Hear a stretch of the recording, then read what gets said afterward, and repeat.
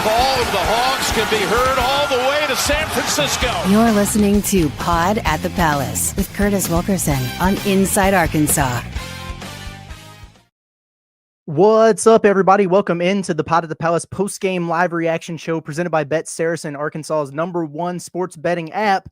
Curtis Wilkerson and Andrew Ellis here with you tonight to break down Arkansas's 99-75 road win over Memphis. Appreciate everybody tuning in late night on a Monday night following a game that didn't count. You guys are the real MVPs. Coffee Club, shout out to you. Man, oh man. Okay, here's my only exhibition overreaction. I'll do it real quick. Folks, this team is really, really good. Final Four good, okay? I am way more impressed tonight than I was Friday against Cincinnati. This group can be special, and wait until everybody settles in. Excellent preseason for Arkansas. Now it gets real. Really fun game, Andrew. This was exactly what Arkansas needed for their final tune-up. Took a punch, a hard one, actually, and then they just kind of smiled, spit on the mat, and then they went to work, and they just delivered a thorough beating in the end there. We're going to talk about all those things, but I think we do need to lead off with a burning question here. Andrew, gun to head right now, and you have to pick Malik Thomas or Billy Richmond to be your king. What's the move? It's Malik Thomas, and I don't want to undersell what Billy did here in his hometown and his area. He showed up. I mean, 2 threes, one in each half. That alone right there is enough to excite me, but I love the tone that he set. I thought in that first half especially, as Arkansas was starting to claw its way back, Billy's energy and, of course, Malik's shot making, those are the two guys that led the charge there. And then they kind of got a group effort there in the second half. But you're right, man. It's going to be hard to top what Arkansas did on Friday against Cincinnati, where it's not like it was a perfect performance, but pretty much everything that could have gone right went right for Arkansas in that game. I'm inclined to say that this was a more impressive performance, Curtis. I think they faced a much better test and a much better challenge. I don't necessarily mean that in a way of like Memphis is way better than Cincinnati or that Cincinnati sucks, but you could tell in the first 3 minutes of both of these games, there was a very vast difference. Cincinnati was not quite ready for the kind of game that Arkansas was playing on Friday. And I got to be honest, there were times early in this game I thought, man, Memphis is pressuring these dudes. They're getting after them. And Arkansas didn't really like it a little bit. I feel like Memphis set a very tough, very physical tone, which is kind of what you need to do. That's something they're going to do a lot all year. And I feel like Arkansas was ready to do that for 40 minutes. And when they really settled in this game, man, really impressive the way they bounced back. To go from this to what we saw last year in Fort Worth, where I guess it was in Fort Worth, right? Yep. Arkansas plays TCU, and they basically ran out of gas in that second half. Now, I know this is a completely different team, different makeup, different everything. This is just a very welcome difference to where Arkansas was at exactly 1 year ago today, which, with 2 years in the Coach Cal era, we're going to be doing that a lot of, comparing where this team is at, comparatively speaking, to last year's. I think after these 2 exhibition games, we can confirm without a shadow of a doubt, this team is a little bit more ahead of schedule. Does that mean they're going to go to the Final Four and have a way better season? I don't know, but so far, so good. It's hard not to like what we're seeing out of the Arkansas Razorbacks. Yeah, I'm looking at these stats right now, and it's just got the current trends from even the end of the game. And I text you when Memphis made a little bit of a run there. I think they cut it back to single digits. It was never really in doubt, but after the way it started, I text you and I was like, I could really do without them trying to do the Texas Tech thing here. The last 2:52 of the game, Arkansas goes on a 13-0 run. They made 8 of their last 8 shots, and Memphis was 0 of 9 from the field. So I would say a pretty good job of avoiding that. I'm with you, man. I thought they showed a lot of grit and resilience tonight. Listen, the first 12, 13 minutes of this game was woof, man. Listen, it was absolutely it was a hard watch, I guess you should say. They weren't ready for that coming out of the gates, but credit to Cal because this is exactly why he scheduled it. He said as much. Memphis it's gonna be a different type of game. You got to go on the road. They're going to be physical. They're going to be aggressive. They're going to press you. They're going to run and jump. They're going to take you out of everything that you're trying to do. And that's exactly what they did. Boy, Darius Acuff needed that because he was super sped up early in the game. I think he had the right idea by trying to drive by pressure, but a lot of those guys were, and Arkansas got down big. They were getting beat to loose balls. They weren't aggressive on the glass. They were turning it over, back on their heels. And I'm thinking, at some point they're going to settle in, right? And it took a while, man. But I got to say, Malik Thomas, I thought he was awesome. Just such a spark plug. Arkansas is really laboring. He comes into the game, makes a defensive play, first touch, splashes a 3. It's like, all right, so you can breathe just a little bit. They got down by however much it was. What was like 15 or something? I think they were down. It was 29-14 at one point, I believe. Yes, that's exactly right. You're wondering, all right, where is this headed here? Thomas comes back in, back-to-back threes. It's like he could sense, all right, somebody's got to do something here. I guess it'll be me. Billy Richmond, it's no surprise at all that he was game for this type of atmosphere, which was awesome, by the way. It was like kind of a split crowd. A good crowd that was in there. Penny Hardaway should apologize for as much as he's been whining about people not coming to their games, man, because I thought that was an awesome turnout for an exhibition, but just a heck of a response there from Arkansas. And man, so you now seen them tested with some adversity. It was just everything that they needed.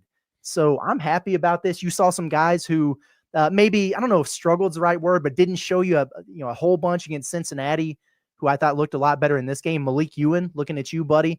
I thought he played way, way better in this one than we saw the other day. So good stuff, man. And at the end, as bad as that start was, I look at it offensively. Arkansas shoots 56% from the field. Hey, listen, 6 of 17 from 3. You didn't settle. You made 35% of them. Fine. I would have liked them to take a few more, maybe make a couple more, but I can live with that. And honestly, the free throw thing they have to figure out. It was better in the second half. You got there 37 times. You only made 25 of them. If we have to nitpick a couple areas, that's probably the main one where it's like, that's going to cost you eventually if you don't figure it out. But overall, man, 57 points in the second half. Really nice job by Arkansas on this one. Curtis, you said it via text message to me and John. Coach Cal said it on the broadcast. The best way to handle pressure is to drive right past it, drive through it, drive aggressively. And Cal, while he was on by the way, his interview was awesome. Him doing the whole bit about this is what we needed. This is what the SEC is going to be like. And while they're playing, he's like screaming, go, go, go, drive, set a screen. Come on. He definitely had that approach of, hey, this is what this team needed to do. As much as we talk about the retention on this team and how much we love the veteran presence that they have, getting some of those guys back, I thought it was the returners who kind of stunk it up in the first half. I didn't think DJ Wagner was very good in the first half at all.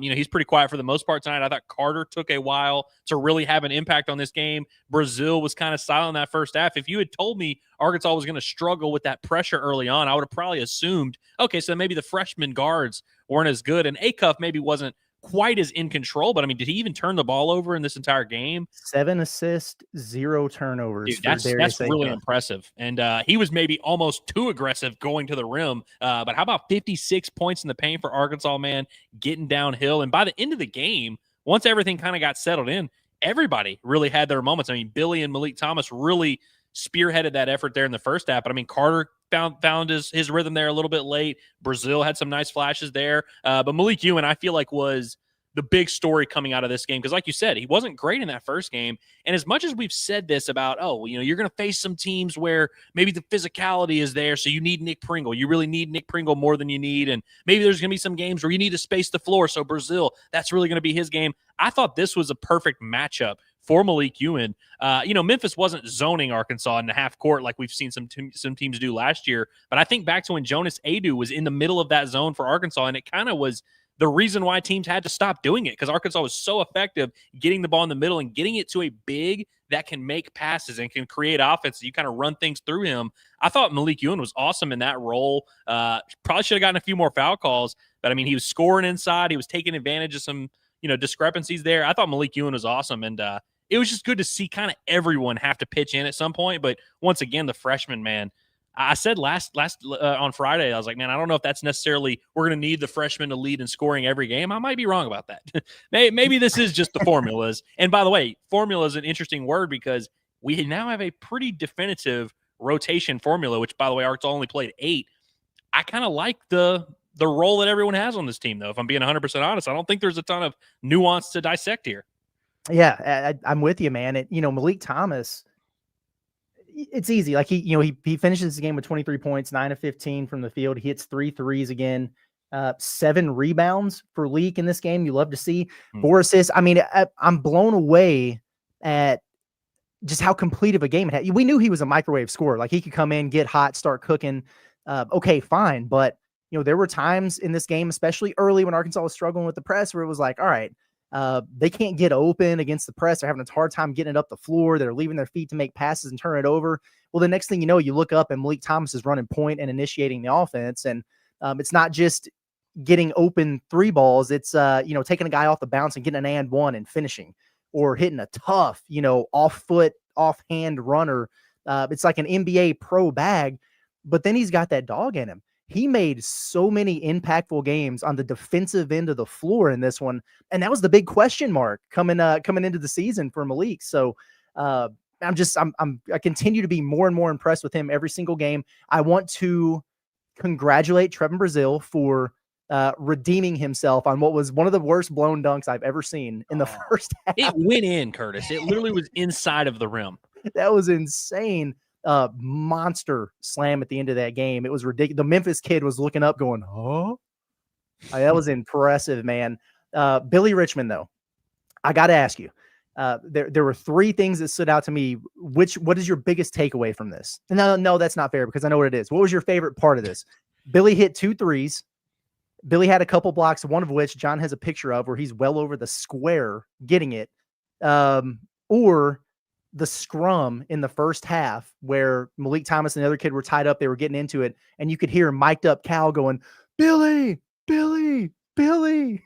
Listen, Curtis, you know me, and you know that sometimes you have a guy on your team or on your group at work or whatever that's a junkyard dog that, as a head coach, you kind of have to have him on a leash. But sometimes that leash is a little bit longer because you need your opponent to see that we have this junkyard dog. And you need to see the leash there so hey, I can rein it in when I need. But sometimes you got to let that dog off the leash. In the first half, man, I mean, as Arkansas, again, is in a game that is way harder than they expected it to be. I mean, it's an exhibition. It's, there's the St. Jude's logo at midcourt. It's very easy to just kind of say, all right, it's not our night, do whatever. I thought that tenacity that Billy brought. And by the way, you mentioned Malik Thomas, who we're going to talk about all the great skill. The thing that really jumps out at Malik Thomas is the competitive nature. And I thought those two guys in particular in that first half, Arkansas doesn't, maybe they come back and win just because they're that good, but I don't think it would have been as emphatic. And you saw down the stretch, Arkansas was kind of borderline shoving it in Memphis's face and kind of showboating a little bit. I thought that competitive spirit was just really good to see. Something we've seen, of course, from Billy Richmond a ton. And so that block, the one that John has the picture of, I think that's my favorite Billy Richmond moment of the night. But really, the 3-point shot, awesome. I'm also not going to overreact to the 3-point shot. I'm sure some people are. I'm just not. I'm just going to be honest with you. I'm not quite there yet. But I am happy that it's just a thing that if maybe every third game you knock one down, I'll be cool with it. But I can't say enough about just how much swagger, confidence, tenacity, whatever you want to use. I feel like Arkansas really kind of checked all those boxes tonight and punched back every time Memphis punched them and punched back authoritatively. I think that's a pretty good way to put it there. Let me look at this box score real quick. Yeah, I mean, Acuff finishes with 17.7 assists and no turnovers. While Carter did get into double figures, and he had 7 rebounds. 4 assists, 4 turnovers. I thought Carter was just getting cardio in the first half, but you're right. It looks like he did figure it out just a little bit. So he was 1 for 2 from the floor with 4 minutes left. And I was like, what the heck, man? But I will say I'm okay with that from Carter. Me too. Yeah. I don't need him to be a lead scorer, especially now that we know the freshmen are ready to roll right away. It's not like Arkansas needs to Carter to be ISOing folks up, but I'm okay with a little bit more assertiveness, though. Yeah. No, I'm with you on that one. Nick Pringle, man, he's just destined to play 11 minutes in every game. This one was because he fouled out. I thought he looked good when he was in there. He caught the lob the very first possession, which I guess that's just going to be a thing that they do with Acuff throwing it to somebody. But then he got, I guess it was an and one, or no, he drew a foul. He got an and one, I think, a little bit later. But he looked good in there, man. He was physical. Just got in foul trouble. I thought his second foul, the block charge, was questionable. He had to sit for a long time. Cal puts him back in there in the first half. He picks up the third on kind of a cheapie. He was frustrated in there. At some point, he's going to play 25 minutes and have a real impact and a double-double for this team. But, it was weird in a game where there was Memphis was very physical. That was a huge part of what they were doing. I got to be honest with you, though. For most of the first half and the things that were struggling with Arkansas, it's I don't know if Pringle's necessarily the solution to some of that. I felt like it was really just kind of up to Arkansas's backcourt to settle in and kind of figure out that pressure and get things going.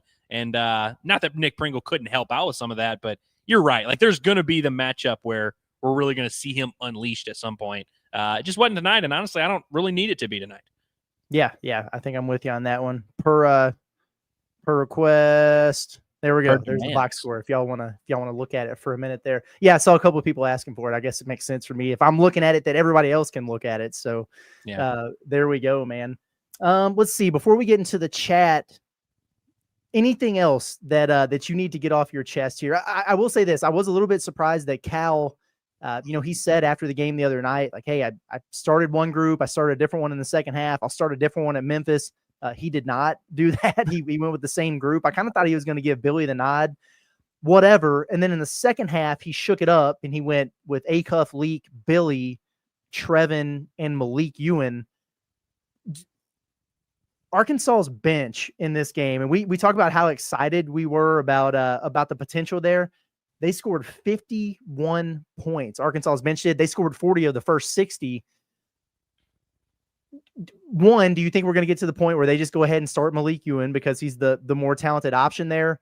Two, do you just leave something alone with Malik Thomas doing what he's doing as the sixth man? Or do you look at this guy and go, good Lord, how do we not start him? I don't want this to shape up to be the classic Calipari. He's not starting his best player.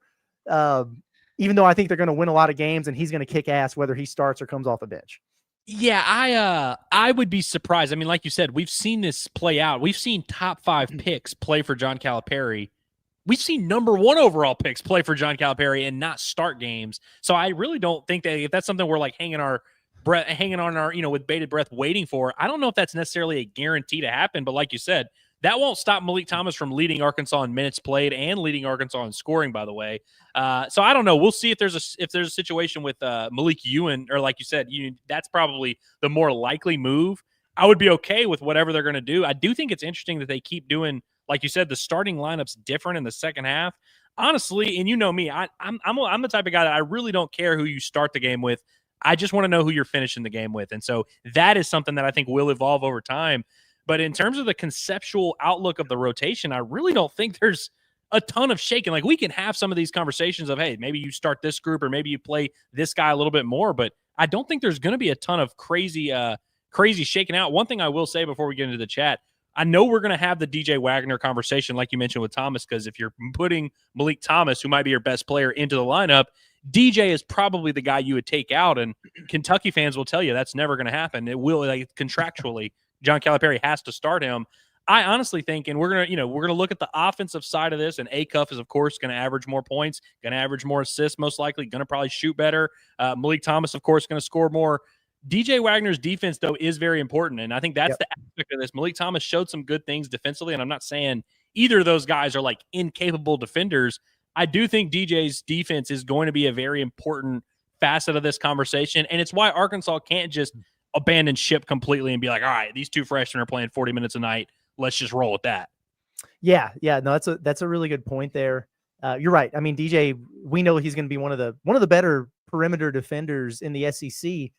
That is one thing about Acuff. I'll talk about this more in the report card, but he couldn't keep anybody in front of him for large stretches tonight. Like, he had a hell of a time with Doug McDaniel. Now, that dude is a shot hunter. He's quick. He's got a fast first step. He's a tough challenge there.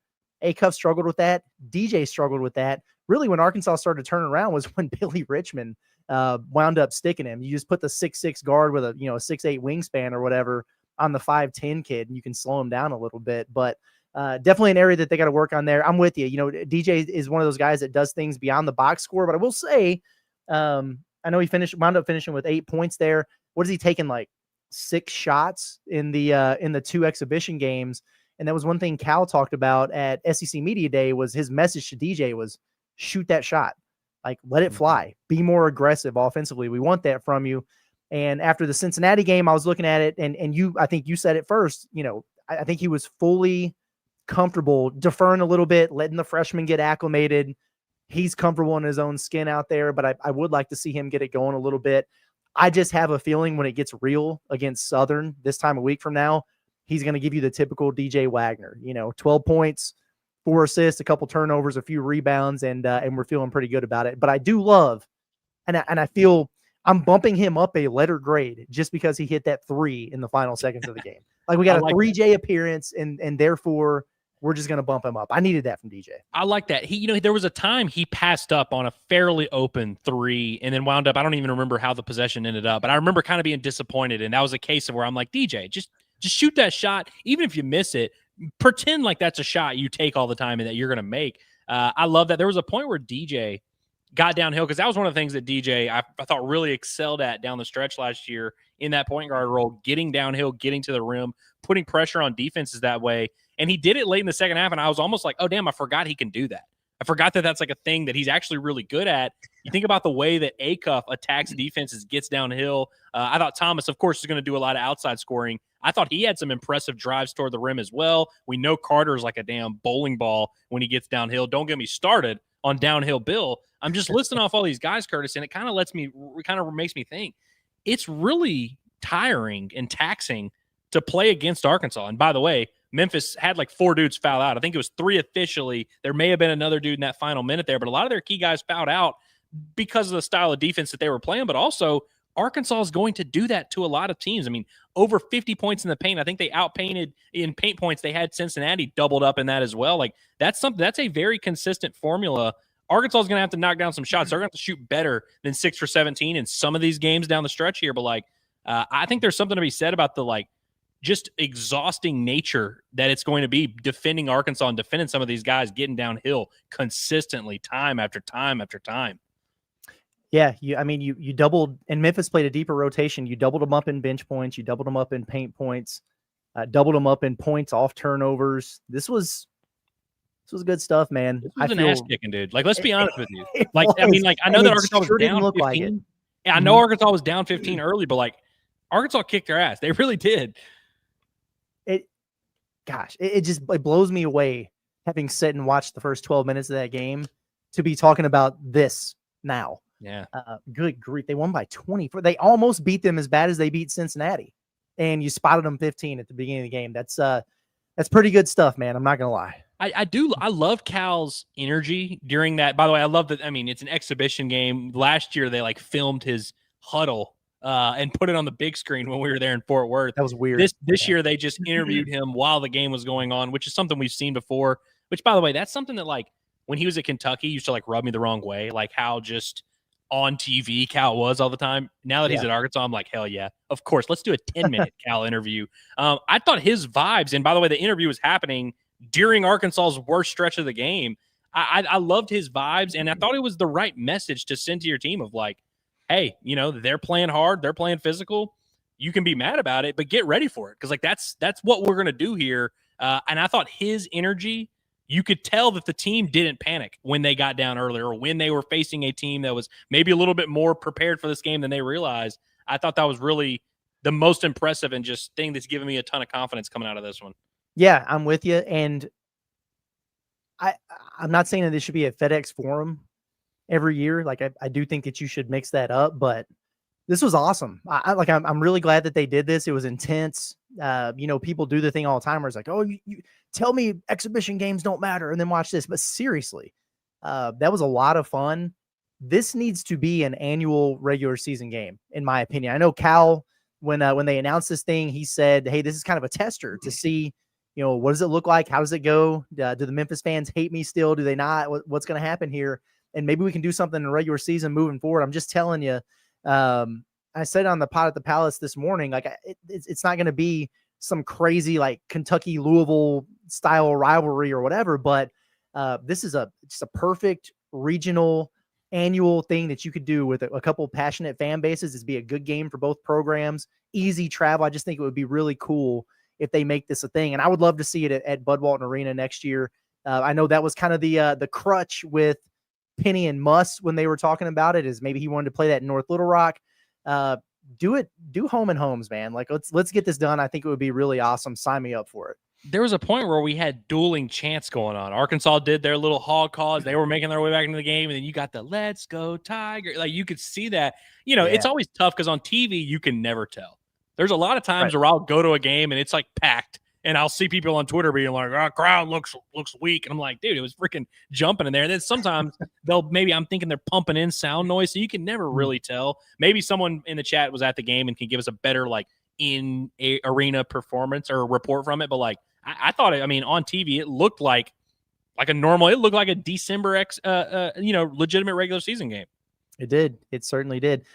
Hey, tonight's post-game show is presented by our friends over at Bet Saracen. It's Arkansas's #1 sports betting app. I don't know if you guys got in on any of the action over there for tonight's game. Like I did not. I usually stay away from the exhibition stuff because you just never know what it's going to look like. And boy, I didn't think it was going to look like this. But hey, check out Bet Saracen's no strings attached special where new users can bet $25 and get $125 instantly. Just download the Bet Saracen app by clicking that or scanning that QR code right there. And use code INSIDEAR when you sign up to get $125 instantly when you bet your first $25. Get to winning big today by downloading the Saracen app on your Apple or Android device or jump online at betsaracen.com. Let's get into the chat. Boy, this could have gone a completely different direction, the chat tonight, Andrew, but I think we're going to be in a pretty good spot here. We'll start rolling through the super chats, and then we'll get to some other things, and we'll call tonight. And by call tonight, I mean, I'm going to shut this thing down and then I'm going to do the report card and be buzzing and then see if the little man wakes up and he needs a bottle or something. I don't know. So from Hayden Ulmer, we appreciate you, but we appreciate everybody really for being in here. Like the numbers on this, we're watching it in real time. Yeah. It's absurd actually how many people are up on a Monday. Y'all got work tomorrow. So it was a call to action earlier on Inside Arkansas Live. We're like, hey, we're doing this. We need you here. Good grief, man. Did Razorback fans listen or what? But we appreciate you, Hayden. He said, this is hours past my bedtime.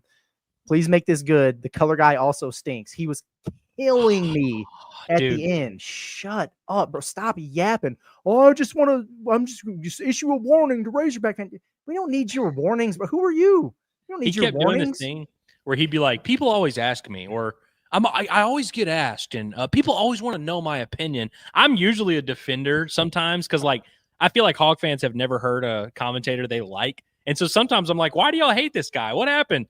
He was bad tonight. I was not a fan. The thing at the end, it's like Arkansas does what they did there, and it's just a really impressive turnaround.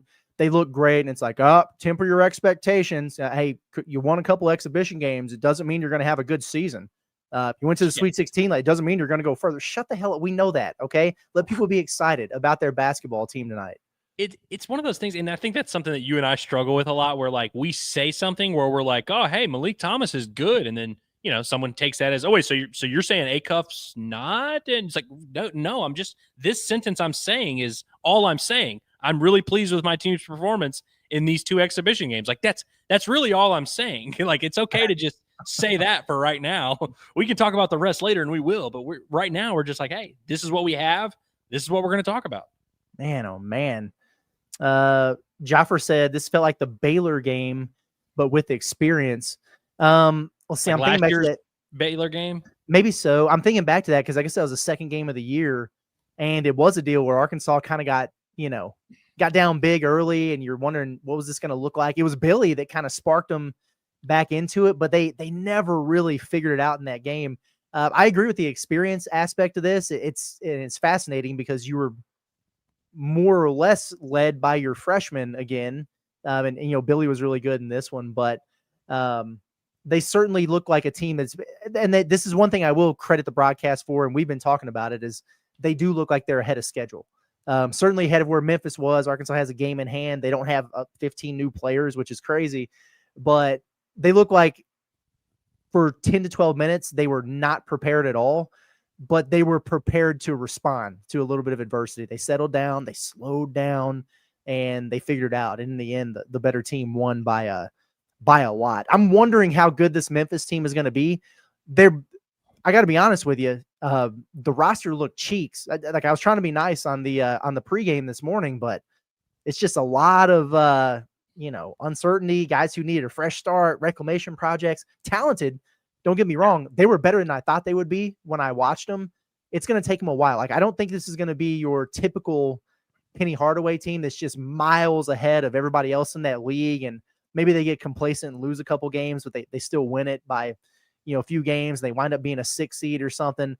I kind of think they might be in a dogfight there. I imagine they'll win it and get in the tournament or whatever, but it's going to take them a while to figure it out this year. It is. I will say Penny is interesting. There was a point where I thought Penny might stink as a coach. Like it was in my brain where I had to think about that. I think he's coming off of his most impressive season as a coach, frankly. The way, and by the way, he fired the entire staff or whatever. Was that like in October? It was like right around this time last year, right? Yes, and a lot of that kind of happened again this year, Andrew. He just hired 2 staff members last week. Just hired them last week. He added a guy who played quite a bit tonight, like 3 weeks ago, to the roster. It's crazy how this has been going down. Not a single point returning for that team. Yeah, and so it's like that gives me the way that it went last year gives me confidence that they will make some of those adjustments. But yeah, 14 new players. Arkansas should be ahead of these guys right now. So that's an important thing. I will say, between Cincinnati and Memphis, I bet at least one of those teams ends up being way better than we realized. Yeah, yep, I would agree with that. We've got the Chandy Man says, "What up, boys? We look nice." I'll agree. I mean, gosh, I'm buzzing right now. You're going to be talking me down the rest of the week. It's good that we have an entire week before the regular season opener, and we have another football game that we have to sit through. I think it's going to ground me a little bit, and I might need that because I'm starting to peacock a little bit, man. I got to be honest. Yeah, it's I don't know, man. I just feel like it's not that I'm guaranteeing that Arkansas is going to like go on a deep tournament run or that they're going to do anything crazy. I just really like the squad, and I think it's a good formula. And I don't know. There's never going to be a time where I don't look forward to watching them play. And that took about 3 months into the last season before I really got there to where every single time they played, I was looking forward to it. There was a time in January where I was like, I could take or leave this game that's coming up, but I'm excited to watch this team play, and I will remain that way for a while. Yeah, me too. By the way, I'm just loving this. We got producer Cameron who's helping handle the chat. We really appreciate that. And we've got producer John who's monitoring the John Calipari press conference. He's cracking me up because it's like Cal's opened up. It's a 3-minute monologue, and it's like, okay, he was asked about Malik Thomas, but all he talked about was why they play these types of games. Classic Cal, man. No matter what you ask him, he is going to just say whatever he wants to say and get off of his chest. So we'll see if we get anything cool out of that before we wrap up here tonight. Chef Boyar Lee, we appreciate you. Member for 5 months, man. How about that? Says these boys are the truth. Can't wait to see what this season has in store. Monday night against Southern is going to be crazy. Maybe some SC top 10 type stuff. It's going to be a lot of fun, but goodness gracious, folks, we're less than 2 weeks away from this Arkansas team that we're all pumped up about going on the damn road to Michigan State. That is going to be a heater, man. I cannot wait for that game. Win or lose, it's so cool that they're doing this early. And we talked about it all summer. As soon as we started seeing all these little games getting scheduled, it was, hey, Cal wouldn't do this if he didn't like what he had. And he probably feels a little bit better about it. This is great because you beat a team by 24 and you've got a lot of teachable moments. But it was a better atmosphere than I thought it was. Still not going to be what you see at Michigan State, but they got better tonight from this, and I feel a little bit better about them going into this game already. Yeah, Curtis, let me tell you how drunk on Kool-Aid I am right now, Curtis. Like you normally when you're a fan of a sports team, you're looking at your upcoming opposition and you're like, oh man, this team has this guy that's really good what's he going to do to my team? And you're like, oh man, what's that quarterback going to do to my defense? You're always in fear of what your opponent coming up can present to you. I'm looking at this through like I'm an assistant coach on staff, and I'm like, it'll be good for our boys to see that. It'll be good for our boys to see that zone. It'll be good for our boys to go up there to East Lansing, see that atmosphere there. Really, really, I loved what I saw today. I saw them grow a little bit. I saw them outside of their comfort zone, and I also saw them have to go out of their way to have to impose their will on the team that was imposing their will on them. Like, I'm encouraged by seeing them have to have some challenges. Whereas, like, most times you're, like, worried. You're like, oh, crap, I don't want to see my team face any adversity because that might kill them. I'm, like, excited about it. I got to be honest with you. I know it's going to be really tough. That's a very difficult place to win. If Arkansas is clicking offensively, I don't think Michigan State can score with them. I really don't think they can. It's going to be a lot of fun to see. Yeah, it just, after what you saw tonight, it's hard not to feel good about it. It's okay to be a little drunk on Kool-Aid now. We don't have the 24-hour rule or whatever. We can do whatever we want and hype these guys up a little bit. But again, that's kind of the thing with these exhibitions. It's not that you can't take anything away from them at all. You just don't want to take too much away from it, but the biggest things for me when you play these preseason games, it just tells you where you're at right now. And Arkansas is in a really good spot. Michigan State, by the way, plays UConn in an exhibition tomorrow night. I will be tuned into that. That'll be a lot of fun. Curtis, do you think our friends over at Bet Saracen would maybe consider doing a prop that is like Arkansas highest ranking of the season? Put that over under somewhere at like 5.5, 9.5. Well, their highest ranking last year probably wasn't very high because it was probably whatever it was early in the season. 16. Yeah, right so where they started. Like, I can see a case for low. I could see a case for like 7. But like with some of the games they have on the schedule, I'm not saying, hey, they're going to win out or whatever. But it's like with some of the games that are on the schedule, they have an opportunity to build quite the resume at any point in the season. Maybe it'll be 5 games in, but it's like they could jump pretty high in the rankings, man.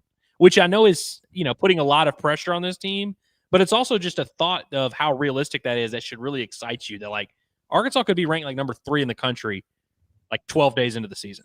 Yes. Embrace greatness. Just do it. I mean, if they avoid any, landmines or whatever, and they get past that game against Michigan State, by the time you play Duke, it will 1000% be a top 10 matchup, but I mean, it very well could be a top 5, depending on how some other teams look there. It's, to be clear, they could also be out of the top 25 pretty quickly as well. They could. Yeah. I acknowledge both sides, but yeah, for sure. Arkansas says teams would die to have one player with Billy or Leak's energy and effort. We get 2 of them. One of them will be a lottery pick. Blessed. Yeah. Leak's, he's looking the part, man. You got to start counting Arkansas's freshmen in some of these equations. I know this is a really good freshman class. Like I've watched the bands. They look great. Cameron Boozer looks awesome. Looked crazy last night. Yeah, he looks good. But if Darren Peterson looked really good. I understand.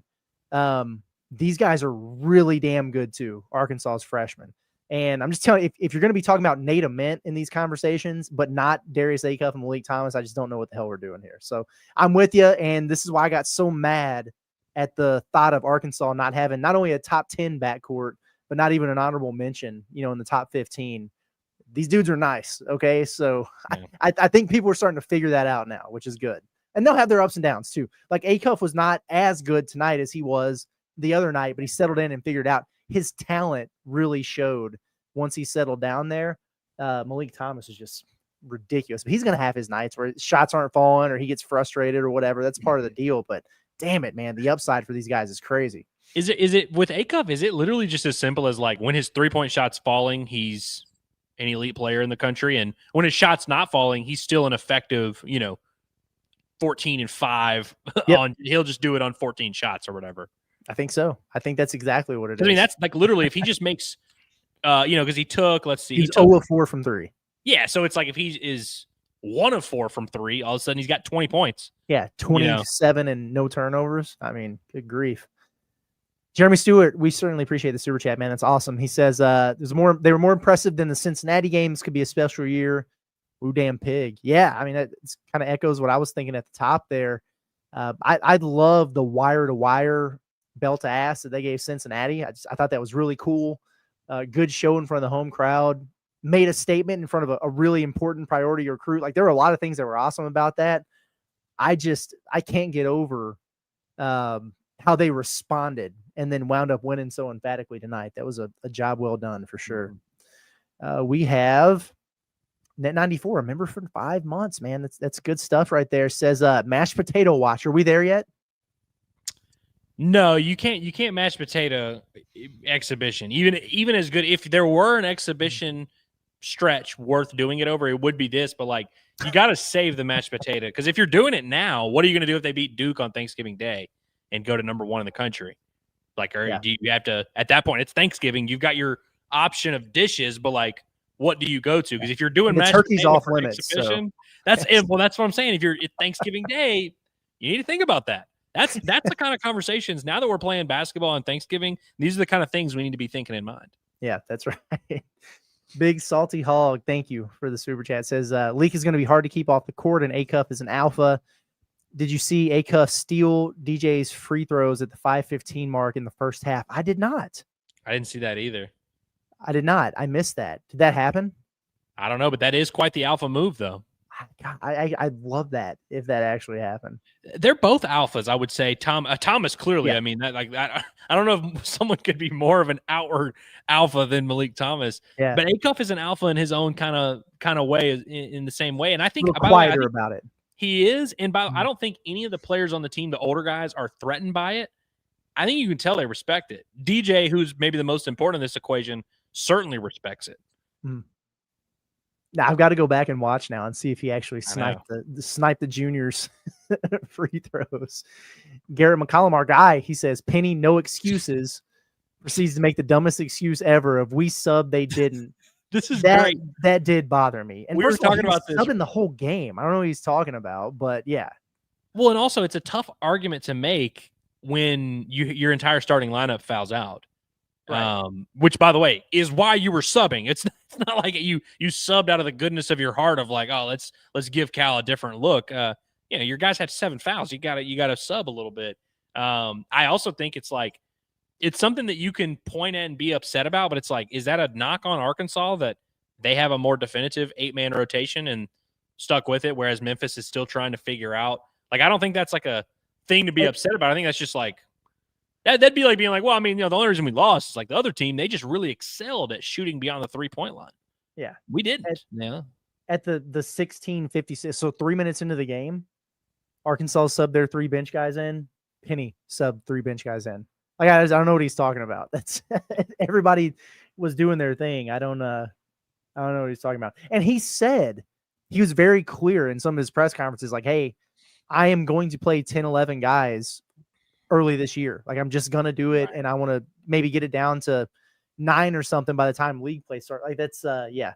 That wasn't lost on me. I'm glad you brought it up because I wanted to talk about it a little bit. For sure, man.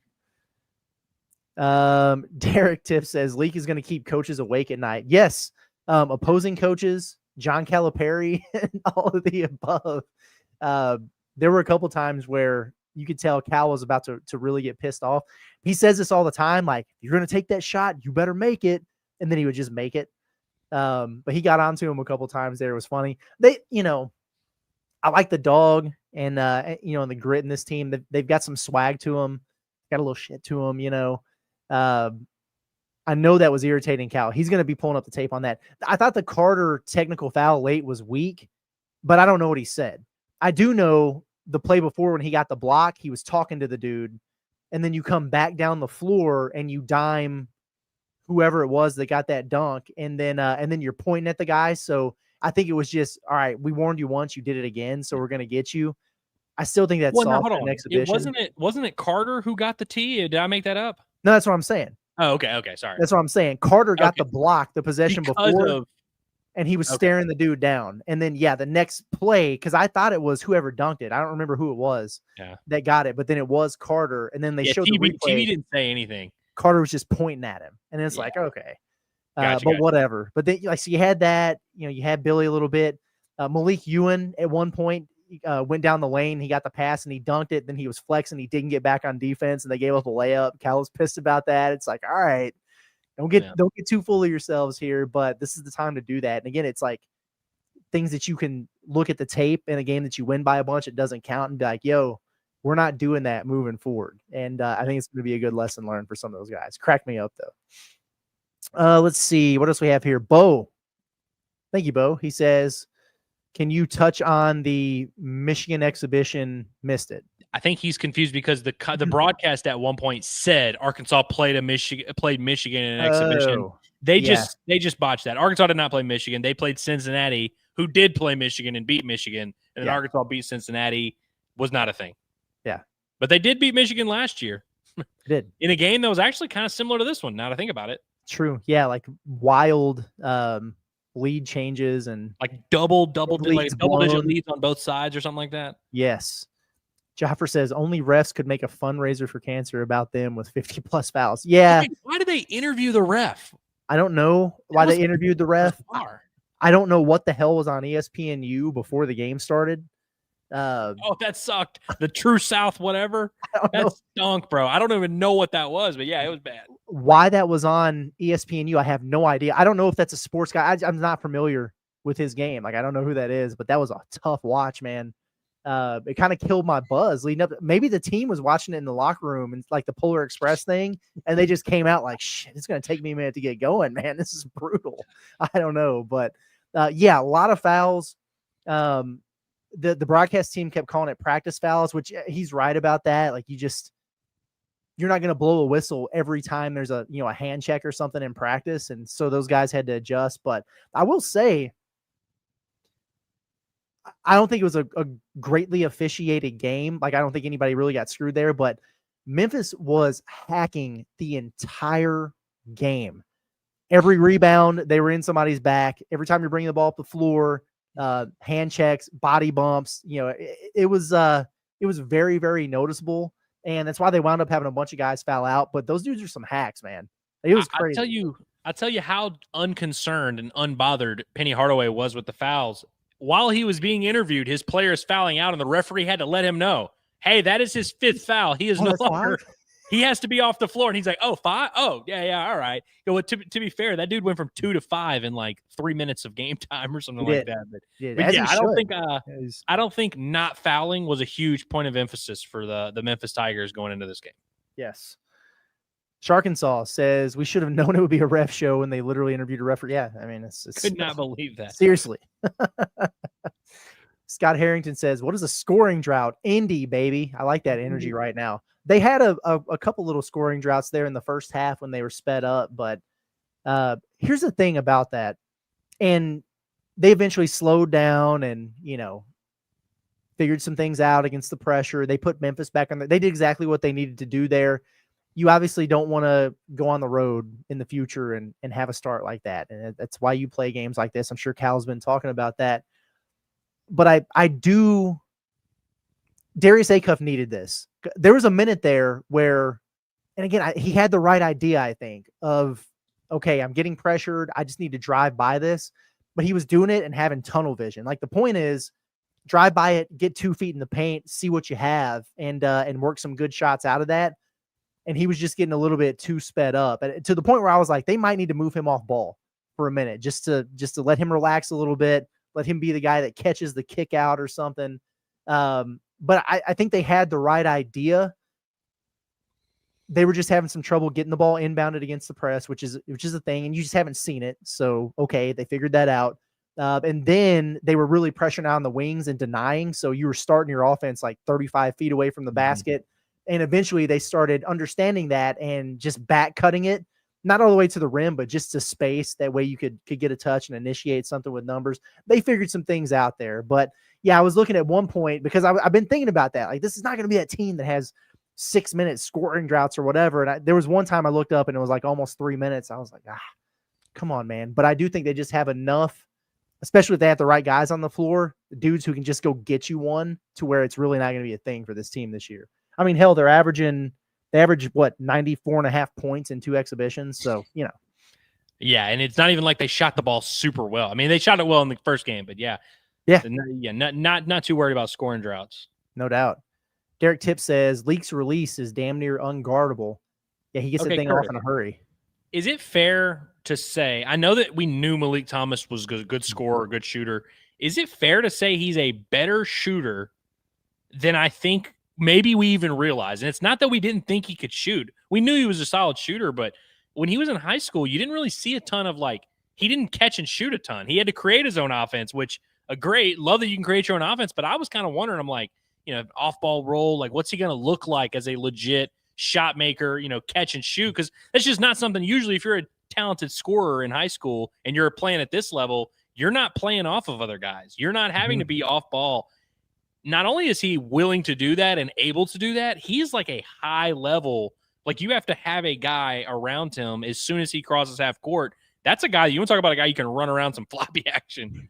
Malik is going to run around on some floppy action, dude. And it's going to be, like someone was saying earlier, it's going to keep coaches up at night. He's one of those red hot, and it can happen so quick, too. That release, which is a weird one. It's a unique shot, and it looks a little bit different. But it is quick, though.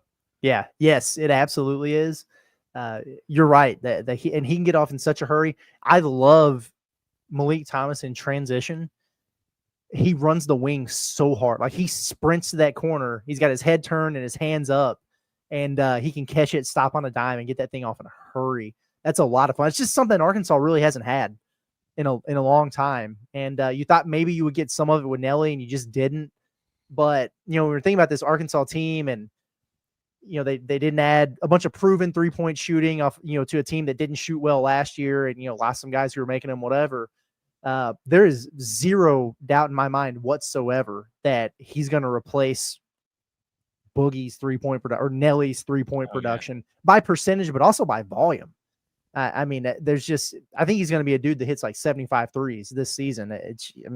He's good for it, and he's going to get them up. So, yeah, sometimes we look at the percentages and we'll see a guy that's shooting 37% and another guy that's shooting 38%. And we're like, oh, those are similar 3-point shooters, but there's just levels to this.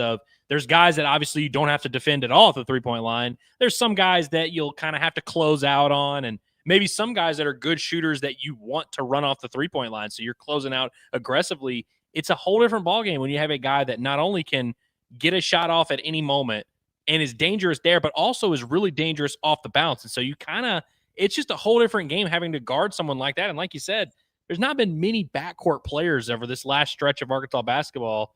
There's been good players that have played in the NBA and stuff. It's like there's not been a ton of high-level shot makers that you have to defend 30 feet out. Yeah, I mean, it's fun. It's a good problem to have. I almost forgot what it was like to have somebody like that, and so you see it. Like I just remember seeing stuff like that from Trey Johnson, for example, with Texas last year. I'm like, God, man, that must be nice. You know what I mean? That must be real nice to have something like that.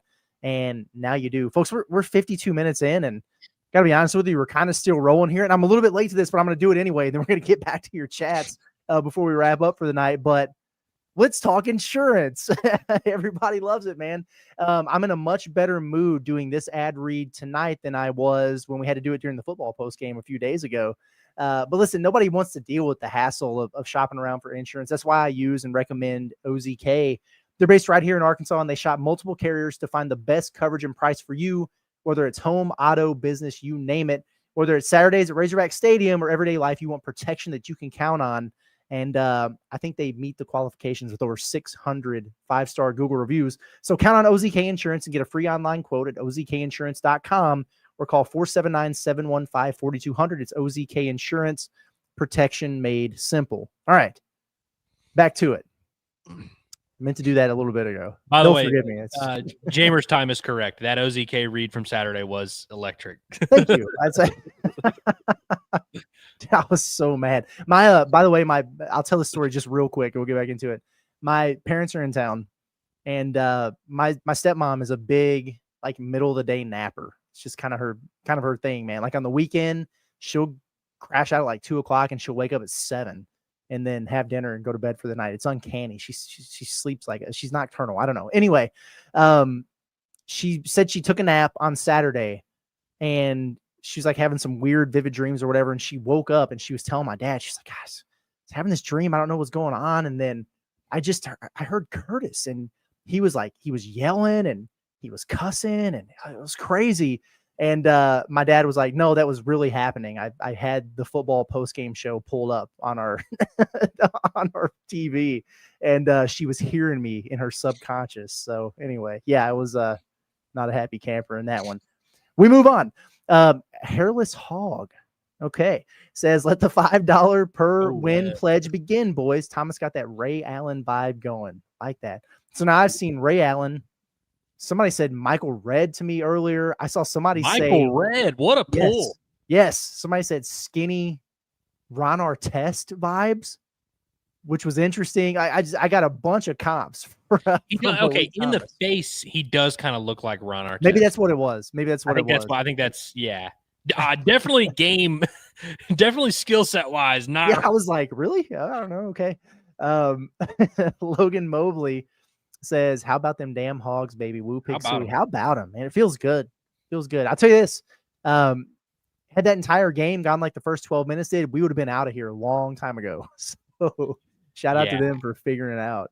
Really appreciate that. That cannot be overstated. I mean, we did. I remember us doing that post game last year after they lost to TCU.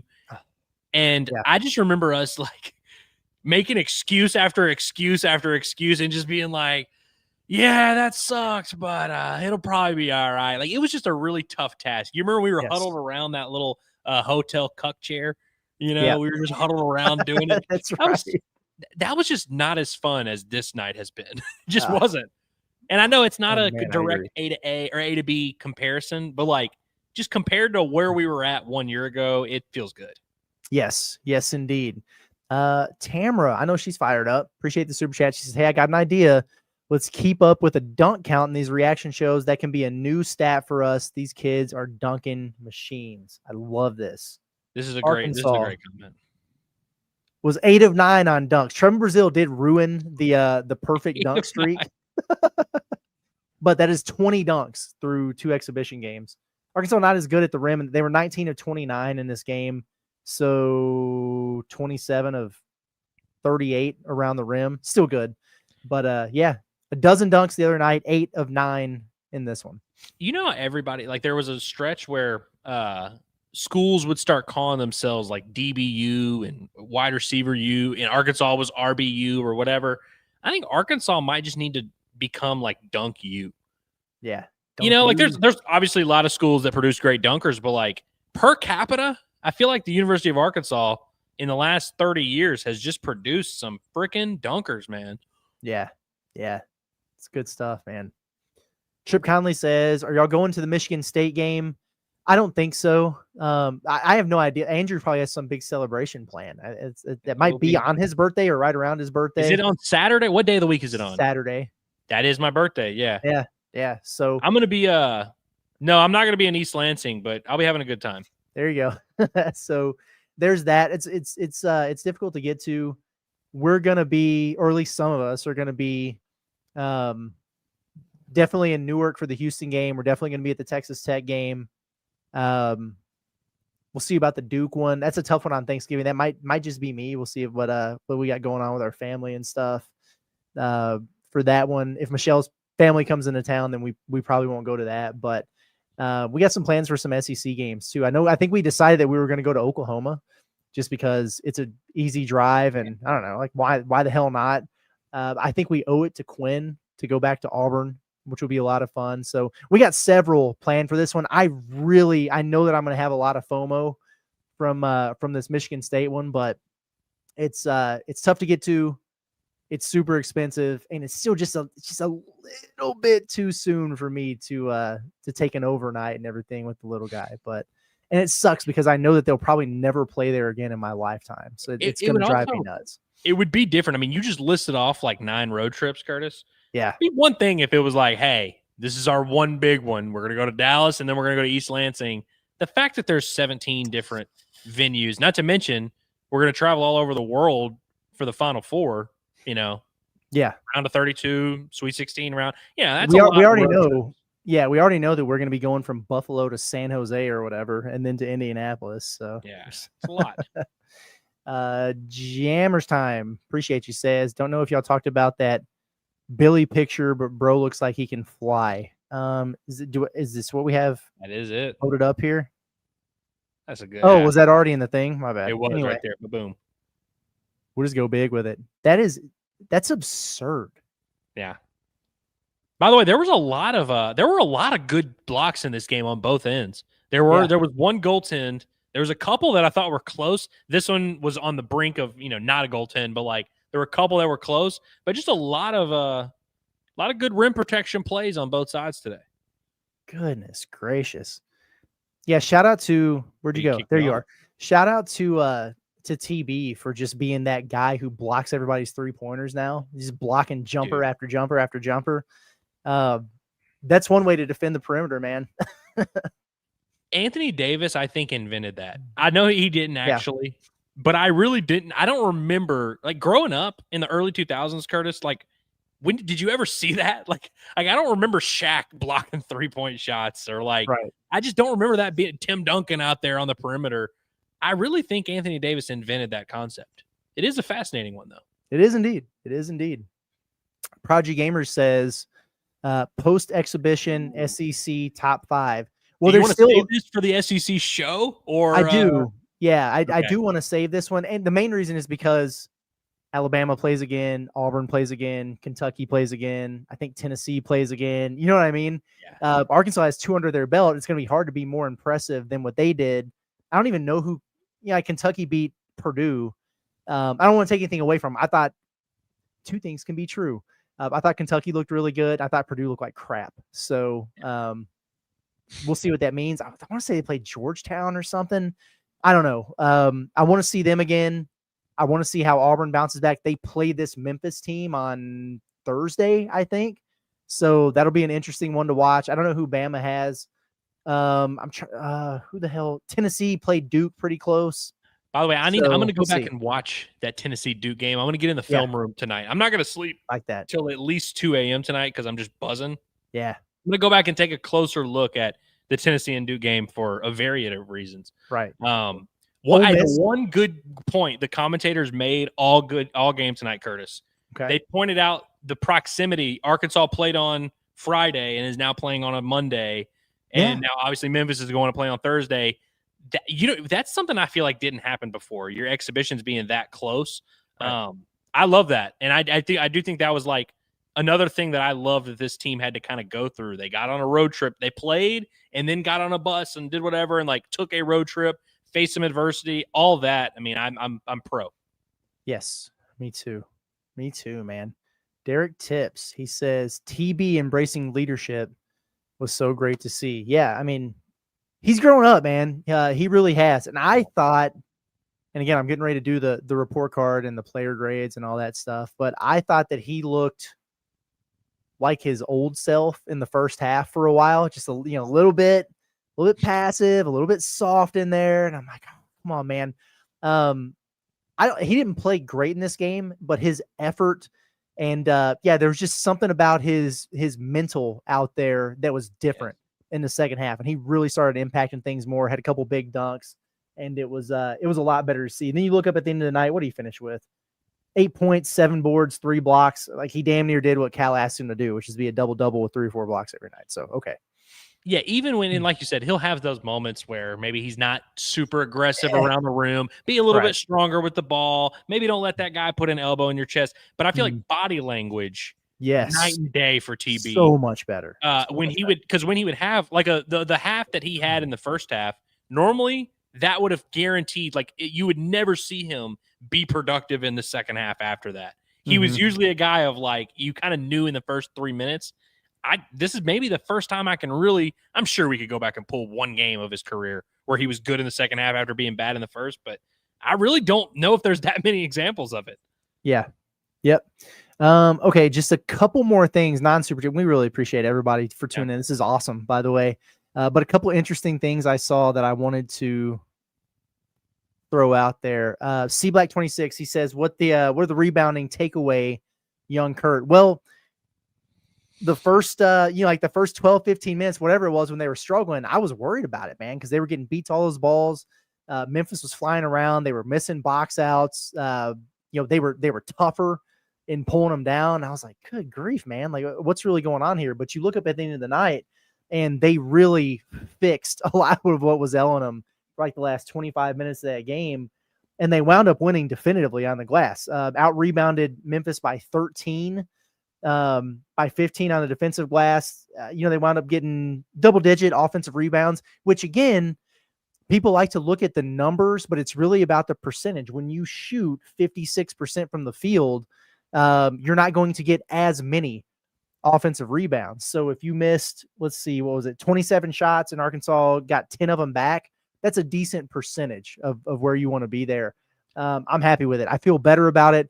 There's still another gear that they can get to, avoid just not getting a rebound at all in the first 10 minutes of a game, and that would be cool. But I do feel a little bit better about it than I did for really parts of the Cincinnati exhibition, despite how well you played, and the early portions of this one.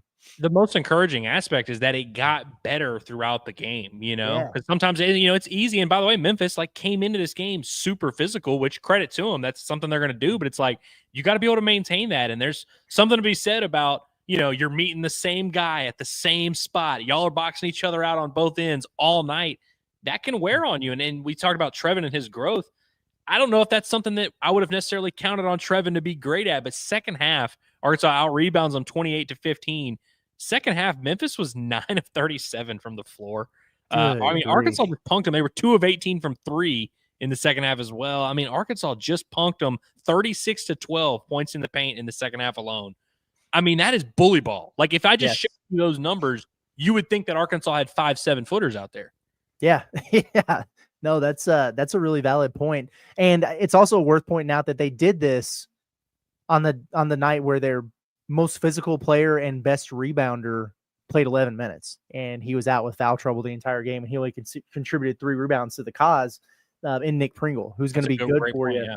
And on top of that, I mean, Brazil 7, Carter Knox 7, Malik Thomas 7, team rebound 7. I don't even know what that means, but everybody kind of contributed that too, which was good to see. And the only other thing that I wanted to bring up, and then we'll call it a night. And gosh, man, this is unbelievable. Really appreciate everybody for tapping in. Samuel Brooks says, Curtis, I think this is supposed to be concerned. You concerned at all that we only went 8 deep tonight? Nope, I'm not. I think that's what it's going to be for Arkansas in a lot of games like this. You have a 9th. Like we saw that against Cincinnati. There are situations where they're going to be comfortable getting Isaiah Sealy in, and in these, like against Southern and, Queens, or, all these bye games that they're playing, he's going to get more and more burn and get more and more comfortable. There are going to be certain games where he's probably going to tighten things up, and you might get a coach's DNP like you did tonight. I wish they would have put him out there, especially once you got things under control and, comfortable up double digits. Like, sure, it would have been cool to see him in there. I think you got a 9th guy that you can feel real good about in Isaiah Sealy. Beyond that, probably not. But if you're in an emergency situation where you got a bunch of injuries or foul trouble and you have to dig deeper, you have options at least. Like, you have a big dude like Elmer that you could throw in there who would just injure someone in this game and have 5 fouls to give, or you got an athletic guy in Paolo. Jaden is, he's going to come in there and he's not going to be as talented as everybody, but he's going to be in the right spots and do the right things. He's not going to turn it over, do anything stupid. They just have options this year. Last year, they literally had 9 players and a bunch of injured walk-ons that they were never going to put in the game, and it's just different this season. So no, I'm not sweating that. Yeah, that word options is the key. I mean, there are plenty of options that are. I mean, there's options on this Arkansas roster that they are purposely not going to use. There might redshirt Paolo. I mean, obviously, Artail or whatever. But like Elmer Zafich is an option that they're just not going to use. Sealy is an option that they didn't use tonight. They will in some matchups. And that was the big thing. We kept having this conversation last year about depth and how deep is the rotation. Having an 8 or 9 man rotation, not a bad thing at all. Mm-hmm. Having 8 or 9 scholarship players available for an entire game and no other options, that is a very different thing. That is very, it's not like the thing that bothered us about last year was not the length of the rotation. It was that you didn't have that other option, that it was by necessity. Yes. It's definitely a little bit different. And I actually look at it the opposite way, where I'm like, I'm glad that we have such a definitive hierarchy to where we're running our 8-man rotation and nobody really has a qualm except for Sealy, who did, by the way, took off his shooting jersey, was very close. Very close. He was like getting ready. He was like doing all the right things to like give the body language that like lets your coach know I'm ready. He's not sulking. He's like, come on, put me in. Dude, he was seeing all his boys with 2 fouls there in the first half, and he's like, oh, this is my time to shine. Sorry, bud. He's like, Billy, just hack one more guy. Come on. That's exactly right. Oh man. All right. Well, good stuff. Andrew, any final thoughts? Leave us with some parting wisdom on this Razorback basketball team and just life and vibes as we wrap it up tonight. I don't know if I have any wisdom other than, oh, come on now. You've got a basketball team that's going to win 28 to 30 games. What order will they win them in? I don't know. What will it all look like? I don't know, but there is just a very high floor, which I think is almost more exciting to me as a sports fan than a high ceiling. But I do love a high ceiling, and I love the imagination of, hey, this team could go to the Final Four. This team could win it all. That I am excited about, and I will continue to be excited about. But I'm just excited that I also have a team that I can count on. This team is not going to go through some weird, Eric Musselman hate, train thing where he has to break them down before he can build them up. They're not going to go through this stretch where they only have 6 healthy guys or whatever, and knock on wood. But it's like, there's just a very the worst case scenario for this Arkansas team would be, they wound up being a tournament team that, maybe we're not super thrilled about by the time it all plays out. But it's like, If that's your worst case scenario, that's okay. We're gonna have a lot of fun with this group, and this story's gonna play out, and we'll see how it is. But I think there's a lot of comfort that you can take in this basketball team that you really just don't get often in sports. Yes. To piggyback off of what you said as we wrap it up here, Fort Smith Razorback fan, appreciate the super chat. Had the follow up here. Says, no, Curtis, this team is going to be a 1 seed and play the first 2 rounds in Oklahoma City, regional, and Houston to make it to the Final Four. That is the dream, my friend. I like that attitude. That's the goal. I hope that's what happens. And honestly, this team has the type of goods to do it. Will they? We have no idea. We're not going to know for the longest here, but they've got the pieces in place to where they could do something really cool like this. And it's okay to be excited about it, and we'll see how it all plays out. Appreciate y'all, man, for tuning in. It is midnight. A lot of people have to be up super, super early for work. Get some shut-eye. Wake up, coffee club in the morning. The report card will be out there, and you can listen to it to keep you awake on the way to work. And we'll just keep this train rolling. So subscribe to the Inside Arkansas YouTube channel if you haven't done that yet. Find us wherever you find your podcasts, Apple, Spotify, whatever. You can find us all there. But Pod at the Palace, the Bombastic with baseball, Inside Arkansas football, Inside Arkansas Live, Inside Arkansas recruiting, you name it. We've got it, and you can make sure that you check it out there. It's a lot of good stuff. We try to keep you as informed as possible. But out of here for now. Thank you guys once again. For Andrew Ellis and Curtis Wilkerson with Inside Arkansas on the Pod at the Palace. You'll have a great rest of your night. We'll see you next time.